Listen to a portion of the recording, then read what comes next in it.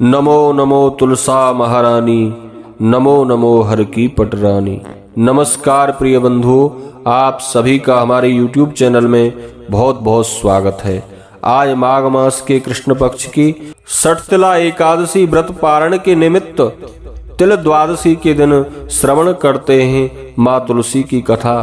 तुलसी माँ की कथा श्रवण करने से, इस दिन तुलसी पूजन करने से जन्म जन्मांतर के पाप नष्ट हो जाते हैं। भगवान नारायण की पूजा में, भगवान श्री कृष्ण की पूजा में तुलसी एकादशी द्वादशी को अवश्य ही अर्पण करनी चाहिए।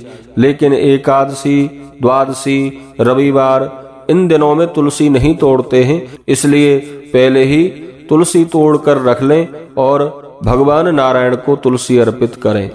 द्वादशी के दिन तुलसी पूजा आप कर सकते हैं। धूप दीप आदि से दूर से तुलसी माँ को जल न अर्पित करें, केवल धूप दीप आदि से उनकी पूजा कर तुलसी माता की कथा श्रवण करनी चाहिए। तो चलिए श्रवण करते हैं तुलसी माता की कथा। एक बार प्रेम से कहिए, बोलिए भगवान विष्णु की जय, तुलसा महारानी की जय। बंधुओं, माँ तुलसी से जुड़ी हुई एक कथा देवी भागवत पुराण में मिलती है। यह इनके अवतरण की दिव्य लीला कथा बताई गई है। एक बार भगवान शिव ने अपने तेज को समुद्र में फेंक दिया था। उससे एक महातेजस्वी बालक ने जन्म लिया। यह बालक आगे चल के जालंधर के नाम से पराक्रमी दैत्य राजा बना। इसकी राजधानी का नाम जालंधर नगरी थी। दैत्यराज कालनेमी की कन्या वृंदा का विवाह जालंधर से हुआ और जालंधर महाराक्षस था। अपनी सत्ता के मद में चूर उसने माता लक्ष्मी को भी पाने की कामना से युद्ध किया, परंतु माँ लक्ष्मी समुद्र से उत्पन्न होने के कारण उसकी बहन कहलाई। इसलिए माता लक्ष्मी ने उसे अपने भाई के रूप में स्वीकार किया। वहां से पराजित होकर वह मां पार्वती को पाने की लालसा में कैलाश पर्वत पर गया। भगवान शिव से युद्ध किया। मां पार्वती के सम्मुख भगवान देवादिदेव का रूप धारण कर माता के समीप गया, परंतु मां पार्वती ने अपने योग बल से उसे तुरंत पहचान लिया तथा वहां से अंतर ध्यान हो गई। देवी पार्वती ने क्रुद्ध होकर सारा वृतांत भगवान विष्णु के पास जाकर सुनाया, क्योंकि जालंधर भगवान शिव से युद्ध कर रहा था और वह युद्ध में पराजित नहीं हो पा रहा था। इसलिए मां पार्वती ने जाके सारा वृतांत भगवान विष्णु को सुनाया। भगवान विष्णु समझ गए कि जालंधर की पत्नी वृंदा अत्यंत पतिव्रता स्त्री है। उसी के पतिव्रत धर्म से जालंधर की शक्ति बढ़ती जा रही है। ना तो वह युद्ध में मारा जाता है और ना ही पराजित होता है। इसलिए जालंधर का नाश करने के लिए वृंदा के पतिव्रत धर्म को भंग करना बहुत जरूरी था। इसी कारण भगवान विष्णु ऋषि का वेश धारण कर वन में जा पहुंचे, जहां वृंदा अकेली भ्रमण कर रही थी। भगवान के साथ दो मायावी राक्षस भी थे।